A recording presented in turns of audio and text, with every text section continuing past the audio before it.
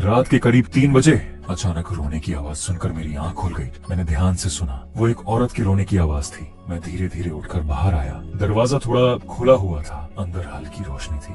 मैंने धीरे से दरवाजा खोला और जो मैंने देखा उससे मेरी आत्मा कांप गई।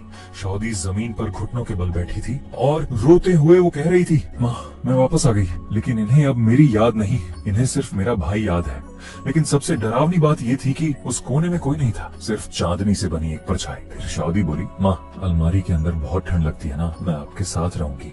इतना कहकर वो धीरे धीरे उस कोने की तरफ रेंगने लगी। वो मकड़ी की तरह हाथ पैरों के बल रेंग रही थी। उसका सिर एक तरफ टेढ़ा था। डर के मारे मैं पीछे हट गया।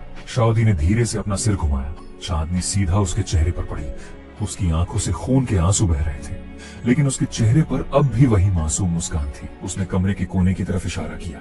मैंने डरते हुए उधर देखा और मेरी सांसें रुक गईं। कोने में एक औरत खड़ी थी। उसने वही फूलों वाली शर्ट पहनी हुई थी जो 20 साल पहले मेरी पत्नी पहनती थी। फिर उसने धीरे धीरे अपना हाथ उठाया और मेरी गर्दन की तरफ इशारा किया। मैंने तुरंत नीचे देखा। मेरी गर्दन पर लाल उंगलियों के निशान थे। ऐसा लग रहा था जैसे किसी ने अभी अभी मेरा गला दबाया हो।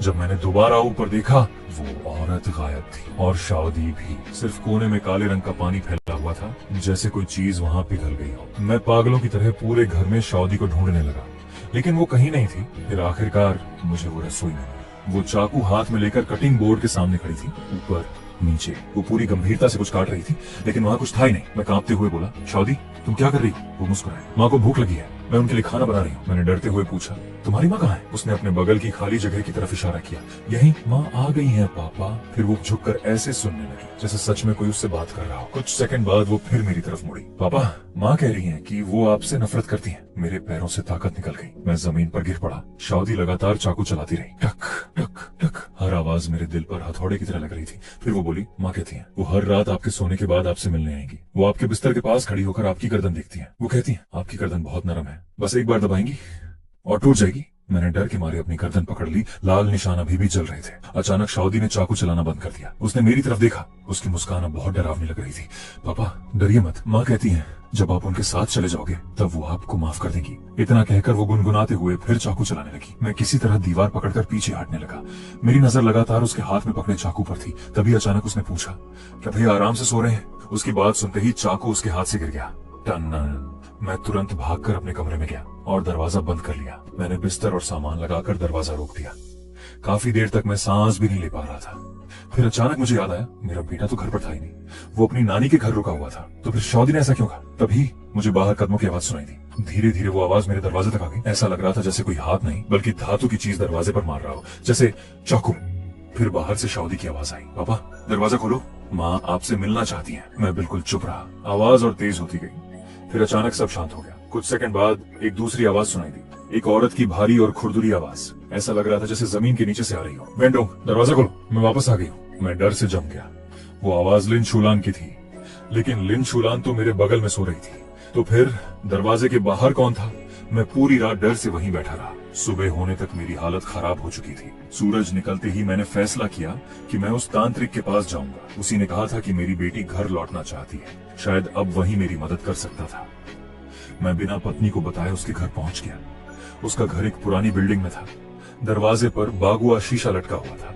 जैसे ही उसने मुझे देखा, उसका चेहरा बदल गया। परिवार अधूरा है, तुम्हें यहाँ नहीं आना चाहिए था। मैं कांपती आवाज में बोला, मास्टर कुछ बहुत बुरा हो गया है। उसने काफी देर तक मुझे घूरा, फिर भारी सांस लेकर अंदर आने दिया। पूरा कमरा चंदन की खुशबू से भरा था। दीवारों पर तरह तरह के ताबीज लटक रहे थे। मैंने उसे पिछली रात की सारी बातें बता दी। सौदी का लौटना, खून के आंसू, कोने में खड़ी औरत, मेरी गर्दन के निशान, सब कुछ। वो काफी देर तक चुप रहा, फिर धीरे से बोला, तुम्हारी बेटी घर लौटना नहीं चाहती, वो तुम सबको अपने साथ ले जाना चाहती है। 20 साल की नफरत उसके अंदर भर चुकी है। वो पूरे परिवार को दूसरी दुनिया में ले जाकर वहाँ सबको फिर से मिलाना चाहती है। मेरे शरीर से सारी ताकत निकल गई। मैंने कांपते हुए पूछा, कोई उपाय? कुछ देर सोचने के बाद वो बोला, हाँ एक तरीका है। आज रात ठीक 12 बजे अपनी बेटी की जन्म जानकारी लेकर उसी जगह जाओ जहाँ उसे बंद किया था। 3 अगरबत्तियां जलाओ, 9 बार सिर झुकाओ और कहना, बेटी शांति से सो जाओ, पापा से गलती हो गई। फिर उसकी आत्मा की पट्टी घर ले आना, शायद इससे ये श्राप खत्म हो जाए। उसकी बात सुनकर मैं उसी रात पुराने गांव लौट गया। पूरा गांव अंधेरे में डूबा हुआ था। मैं धीरे धीरे उस पुराने घर में दाखिल हुआ। स्टोर रूम का दरवाजा खोला और तुरंत ठंडी सड़ी हुई हवा मेरे चेहरे से टकराई। मैंने टॉर्च जलाई। तहखाने का काला गड्ढा ऐसा लग रहा था जैसे मुझे निगलने के लिए इंतजार कर रहा हो। मैं कांपते हुए नीचे उतरा। नीचे पहले से भी ज्यादा ठंड थी।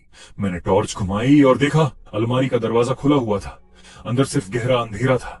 मैंने अगरबत्तियां जलाई, कागज जलाए और घुटनों के बल बैठ गया। हर बार सिर झुकाते हुए मैं दोहराता रहा, बेटी शांति से सो जाओ, पापा से गलती हो गई। जब मैंने 9वीं बार सिर झुकाया तभी पीछे से कदमों की आवाज आई। मैंने तुरंत टॉर्च घुमाई, लेकिन वहां कोई नहीं था। मैं वापस झुकने लगा, तभी मुझे महसूस हुआ कोई मुझे घूर रहा है। धीरे धीरे मैंने सिर घुमाया और अलमारी के अंदर देखा। अंदर 2 सफेद आंखें मुझे घूर रही थीं, बिना पुतलियों वाली आंखें। मैं डर के मारे पीछे गिर पड़ा।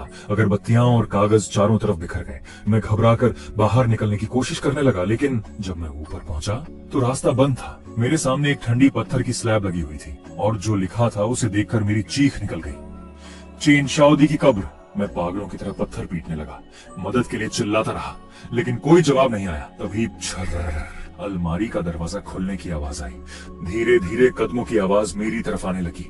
मेरे कान के बिल्कुल पास एक फुसहट सुनाई दी, तुम कागज जलाने आए थे ना, फिर पीछे मुड़कर क्यों नहीं देखते? मैं डर के मारे जम गया। सांस लेने की भी हिम्मत नहीं हो रही थी। काफी देर बाद मैंने धीरे धीरे पीछे मुड़कर देखा। अलमारी के सामने कोई खड़ा था।